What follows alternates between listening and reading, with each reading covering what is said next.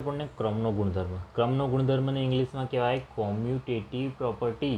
બરાબર, commutative property. ચલો, ક્રમનો ગુણધર્મ કેવી રીતે કહેવાય? તો 5 + -6 આ બંનેનો સરવાળો કરીએ, 5 અને -6નો સરવાળો કર્યો તો જવાબ મળે આપણને -1. હવે જો ક્રમમાં ફેરફાર કરી દઈએ, એટલે કે પહેલાં 5 અને -6 છે એની જગ્યાએ શું કરી દેવાનું? -6 ને આગળ, -6 પહેલાં, 5 પછી. આવું કરીએ તો પણ જવાબ શું આવે? -1 આવે. આને જ ક્રમનો ગુણધર્મ કહેવાય.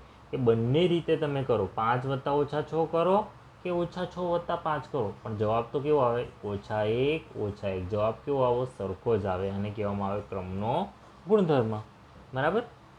તો સરવાળા માટે, જો અત્યારે આપણે જોઈ રહ્યા છીએ સરવાળા માટે, બરાબર, આ સરવાળા માટે. તો સરવાળા માટે જવાબ બંનેનો સરખો આવે છે. બરાબર. આગળ આપણે બાદબાકી માટે પણ જોઈશું. બરાબર. તો 5 + -6 કર્યા અને -6 + 5 કર્યા તો બંનેનો જવાબ કેવો છે? -1 સરખો છે. ચલો હવે ઉદાહરણ જોઈએ. -8 + -9.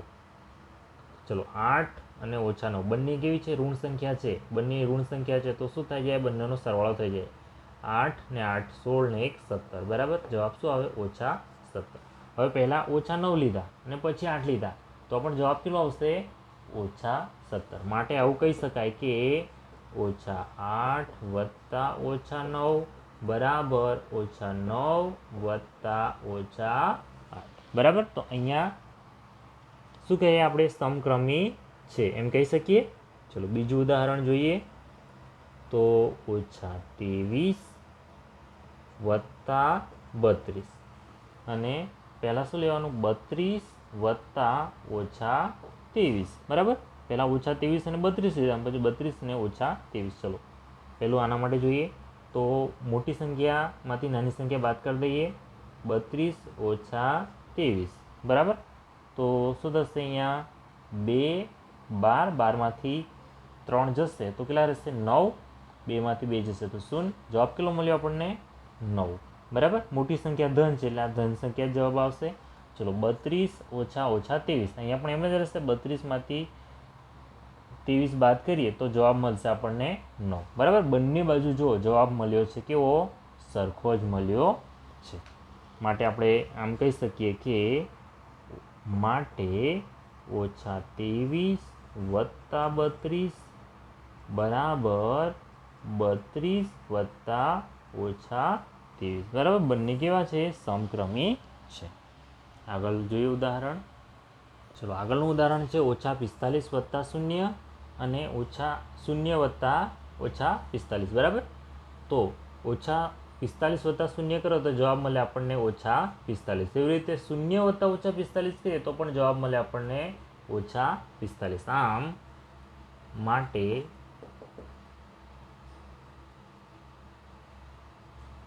-45 + 0 બરાબર 0 + -45. બરાબર. આ કેવા છે?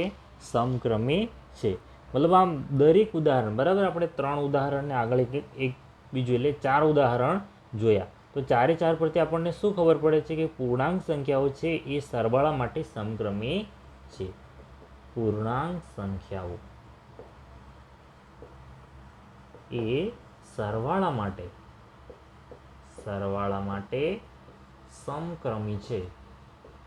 બરાબર. સમક્રમી છે એટલે ગમે તે ક્રમમાં આપણે સરવાળો કરીએ તો જવાબ કેવો મળે છે? સરખો જ મળે છે. બરાબર.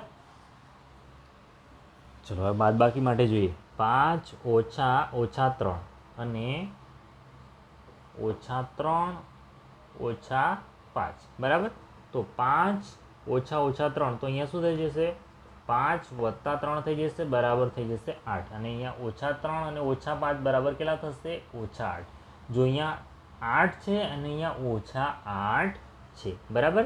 આમ શું કહેવાય કે 5 - -3 બરાબર નથી -3 - 5. બરાબર. આવું બંને સરખું થતું નથી. આમ પૂર્ણાંક સંખ્યાઓ છે બાદબાકી માટે